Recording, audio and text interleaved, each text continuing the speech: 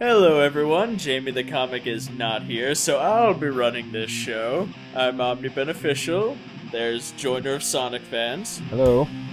and Pink Chuchan. Hello. And now I don't know what to do! Well done. You do that introduction and yet you don't know what to say. That's all I got. I planned to introduce myself, and then I didn't think of the pressures of leadership. Well done. Welcome to the Comical and Inspirational Minds podcast, otherwise known as Caiminds. Hey, don't you take this away from me. You couldn't do it to begin with. I don't want to hear it. Well, I will try again. Alright then, go ahead. Let's start with, how you doing? I'm doing alright. That's good. I don't like you. How are you doing, Pink? I'm doing good, thank you. How about yourself? I am also well. Alright, my first topic is the My Little Pony Friendship is Magic trading card game that came out in November. I am excited. This seems like something I could throw a lot of money at. But I can't see myself in a situation where I'd be able to play with anyone else who gives two damns. Damn straight. I mean, oh, that's a shame. Fuck you! You know, honestly, when I thought about My Little Pony, I never expected there to be a trading card game. I mean, I could picture it with Yu-Gi-Oh! And Pokemon, but My Little Pony? Well, they can make a trading card game just about anything. Really. This works differently than Yu-Gi-Oh! Or anything like that, where you're supposed to attack or whatever. You get a main deck of 45 or more cards, and there's also a problem deck, which has 10 cards exactly, and when the problem cards come out, it's you and your opponent's job to solve said problems, and that's how you get points, and I guess when you get a certain amount of points, I don't know how much, you win. And that sounds cool to me, except you don't have to solve your opponent's problem cards. You can solve each other's. Now, I don't really agree with that, because it would be awesome if your opponent had problem cards that messed up whatever you're doing, and you have to get them out of the way, instead of solving your own. That doesn't make any sense to me. It's like, if I can't find a friendship problem, I'll make a friendship problem. So you have to solve your own problems, but you don't have to solve your opponent's. No. You can solve either one, and you get points, but it's a different condition if you solve yours as opposed to the opponent's. Conditions that you have to meet in order to solve it and get the points. And from what I can tell, the card doesn't leave the field after it's solved. It stays there, and you can solve it again and again. It sounds like a grind fest, almost like Mabel's story. It seems like one of those situations in a game where when you get an early lead, you've already won. What I want to see, though, is like a Yu-Gi-Oh! Site like Dueling Network, but with this game. Then I can play, and I do believe that the Brony community has the power to make this happen. Oh yeah, they'll definitely. If that ends up being a problem, they'll definitely solve it within a week. I'll give them. And then they'll get points for it. And then there'll be like leaderboards. Well, no, see, I was making a reference to the problem solving and getting points in the game thing. I guess it went over your head. No, I kind of expanded on the joke, but I guess you didn't see that. So we just don't get each other is the situation. I told you, we bring the worst out of each other. Go back to episode 2 if you don't get what we're going for here. Don't advertise previous episodes with... Why not? They're watching this one. Yeah, but if they're watching this one, then they already know we're still alive, so that's like spoilers. So there's no sense in going back when they're already this deep into the... I don't know what I'm saying. Anyway, it looks like fun. I like seeing the adorable ponies on trading cards. I'd like to collect them, but, monies. So, Dueling Network site with MLP.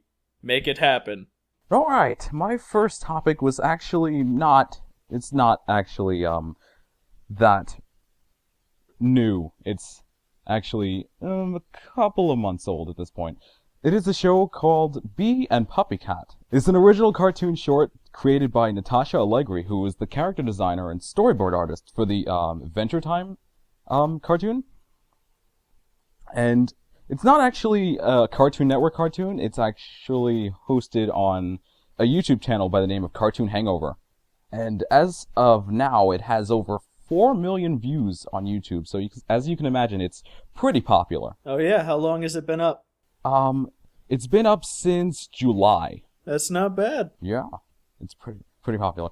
After the pilot was uploaded to YouTube, there was a Kickstarter started up because they wanted to make like a 6-episode series. The original goal for the show was $600,000, but the final amount was well over $800,000. Wow. So they're going to be able to fund 9 episodes instead of 6. Yay! Because being Puppy Cat is really good. I have watched it myself. I definitely love it along with Bravest Warriors. It shares a lot of assets of the same, I'm going to call it what just happened humor as Adventure Time, and I like it for that. So a question to both of you this time. What do you think about internet cartoons in general? Are they in the same realm as cartoons on TV? Or are they better? Or are they worse? Oh, I love them. Usually they are better because there's so much more creative freedom as opposed to what you can put on TV and what you can't. I could agree there.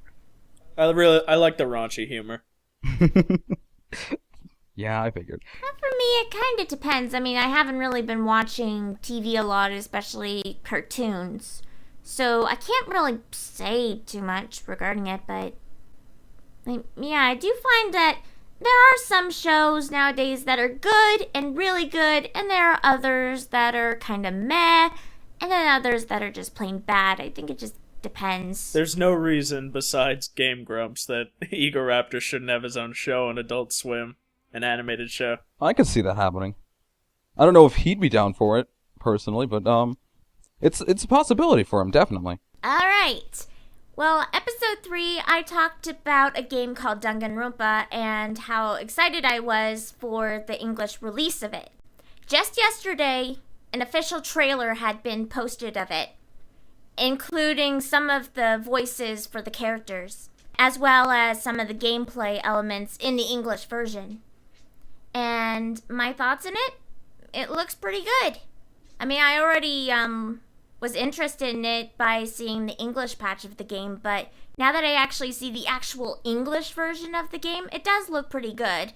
In regards to voice acting, considering that a bunch of it was really scrambled, so can't really point out which voice is supposed to be which character, I was able to figure out a few of the voices.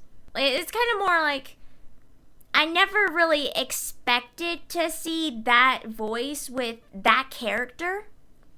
Like, for example, in regards to Monokuma, I did not expect him to sound very similar to a psychotic version of Teddy from Persona 4. Because that's the best way to describe his voice. He basically sounds like a psychotic Teddy from Persona 4. But honestly, it actually fits. Sometimes that does happen, where you never expect to see someone act like that, but it totally works, and you're okay with that. As far as it goes for now, how is it holding up in regards to what you think of it in general? How is it holding up to the original? It does look like it's going to be really good. I think that the voices are going to fit the characters really well. And even if they don't, the game is going to be dual audio, so if I don't really like the English voices, I can switch it to the Japanese voices. Oh, they have that option. Yep. All right. Is it my turn? Yes. I was gonna say right. something, but you had to cut me off. Shit. What am I gonna do for another topic? I thought you had another topic. You could always talk about ice cream. Ice cream? Ice cream! Ice cream! Yes, I would enjoy talking about ice cream. You know those prepackaged ice cream cones that are already, they're drumsticks, I think they're called? Aren't those delicious? Yeah. I prefer ice cream sandwiches myself.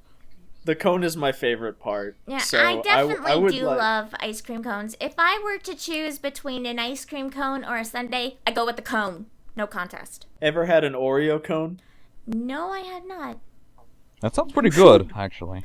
They are great. Although I don't really know if, I haven't really been to a lot of convenience stores recently, so I don't really know if, we actually have them in Canada or not. Anyway, since I like the cone part so much, I want to see one where it's 2 cones that are on top of each other. Like, the openings are connected and there's ice cream in the middle. and then I can just start at the bottom of one of the cones and eat my way to the middle. And then You gotta make sure that it's not too messy, though, because the ice cream could fall You have down. any idea so, how like, for hard example, it if is you to have hold it the upside ice down, cream the in ice one cream will cone? just drip. not if we encase it in chocolate, it won't.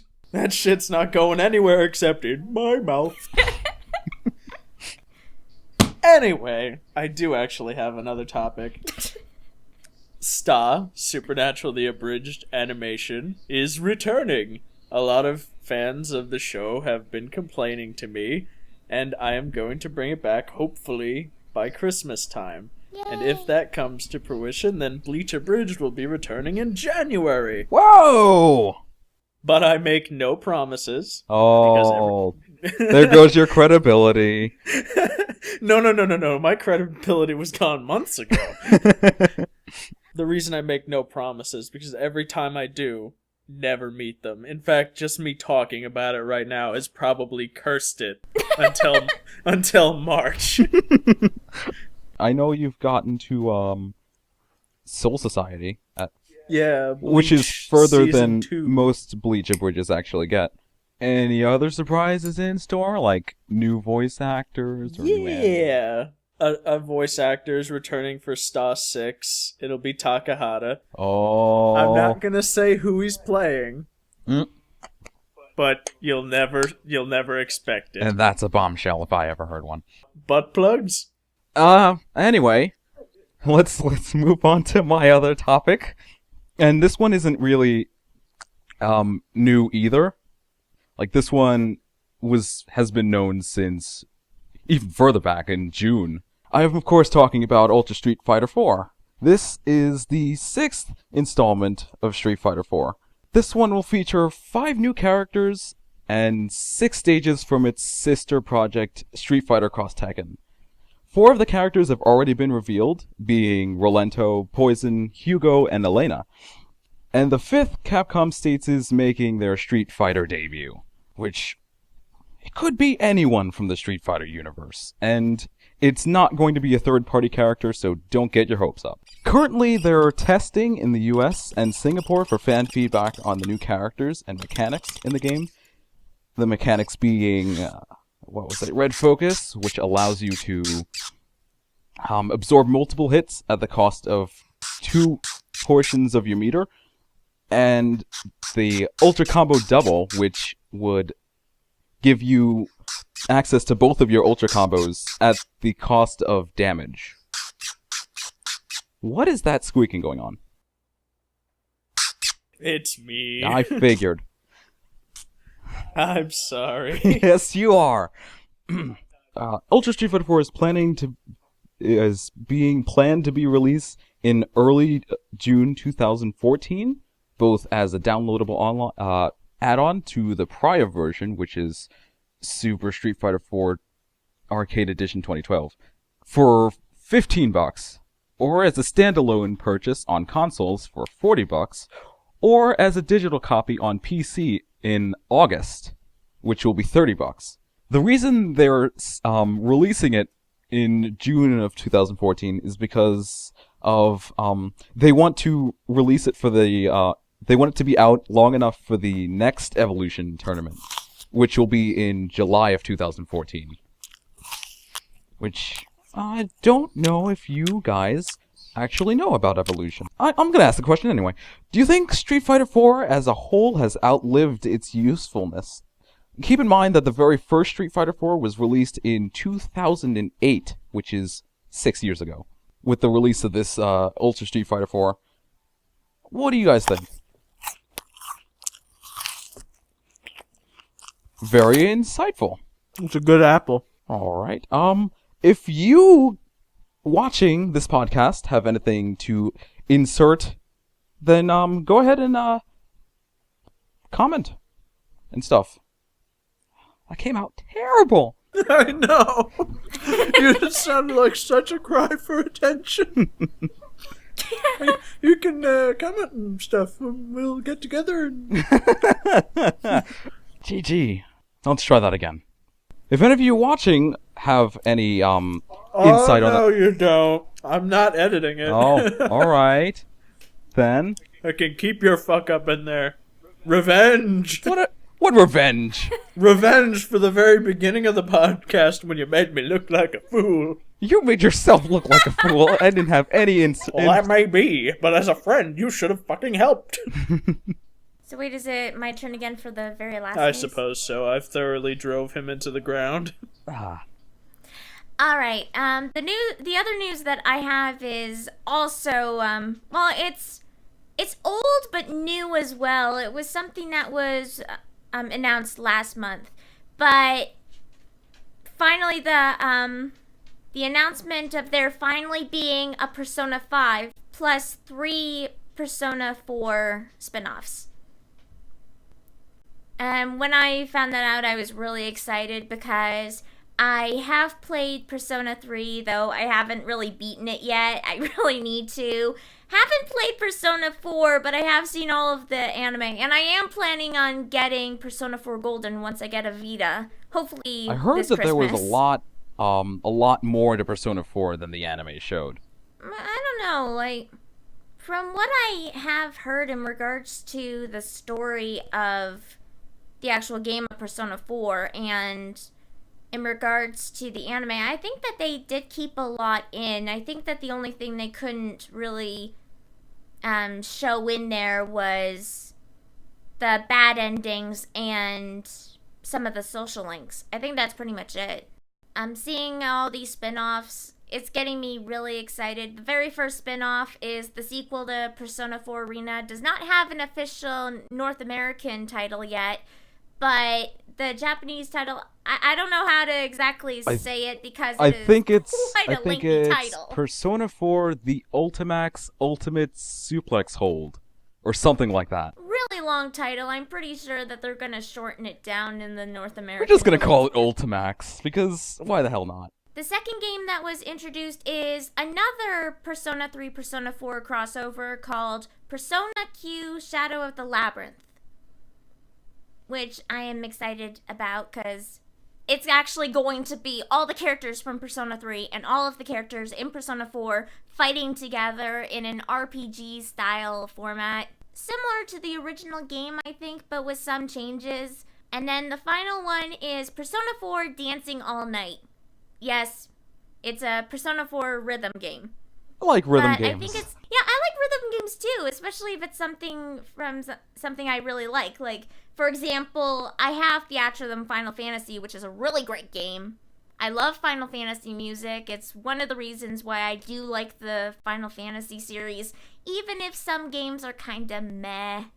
My favorite Final Fantasy game is Final Fantasy 9. But anyways, Persona 4 Dancing All Night, you're going to be able to dance as your favorite characters, and it makes me really happy considering that Rise, who is not a playable character in any of the Persona games, especially considering that she is more of a support character than an actual fighter character, she's going to be playable in this, and I'm like, yay, because Rise's my favorite character. I guess Yay, Rise. I guess the next question I'm going to ask is how do you feel about Kaname? She looks like an interesting character. I don't know how big a role she's really gonna play in this. It seems like the rhythm game itself is going to be the main thing, like Dance Dance Revolution, where you just pick a character and then they're dancing in the background while you're pressing buttons to the rhythm of the beat. Oh, it's pretty much the same as a bunch of rhythm games. Like, it's not just Dance Dance Revolution, but I think they also did the same thing in regard to the Vocaloid game. Project Diva? Yeah, Project Diva. Really want to get that game. I'm hoping to get that for Christmas as well. In addition, I believe that they confirmed... who did they confirm? They confirmed you, who I really can't see dancing on stage. Yosuke, Chie, and... Kanji. Kanji, yes. Like, who again? I Kanji think even more than you. would be the one that's like some of the other characters to be like, well, Rise is the most understandable considering that she is actually an idol. I could see you in there considering that they did actually show him. Yosuke and Chie possibly as well. But Kanji? But then again, even though I haven't played Persona 4 Golden yet, I have seen the actual opening, and it did show all the characters dancing. So I don't know, it may be something similar to that. Before we wrap things up, any of you have recommendations for shows to watch or games to play? I do recommend, I saw the new Mickey Mouse show that came out this year. It's quite hilarious. I recommend checking it out. And you, Joiner? I looked into other projects that Pendleton Ward, who created Adventure Time, was working on, and I found Bravest Warriors, which was also on the Cartoon Hangover channel. I'm gonna check that out, and you should probably do it with me, because if Adventure Time is any indication, then Bravest Warriors is going to be a really good show. Two shows that came out last year I've finally decided to catch up on. One is Revolution. It was created by the same person who made Supernatural, Eric Kripke. So immediately I was biased towards it. I was like, this has to be good. And it is. It's pretty okay. Considering it's an overdone post-apocalyptic world kind of situation. All their electricity has been taken away, and drama ensues. Meh. I see. And I checked out Arrow. That's the thing that has to do with Green Arrow, right? Yep. It's funny because at one point in the show, he said, I don't really like the hood for the name of the vigilante, and somebody goes, how about Green Arrow? And he goes, that's stupid. Well, I think that about wraps it up for the Caiminds podcast. I've been Omni Beneficial. That's been Joiner. Hey. That's been Pink Chuchan. You could reach each of us at Caiminds, or you can reach me personally at Joiner Fusion. That's my Twitter handle. Or you can go to my YouTube account. That is Joiner of Sonic Fans. If anyone wants to go to my YouTube channel, it's just Pink Chuchan. And Omni. And if you search STAA in YouTube, you'll find my work. That about sums it up.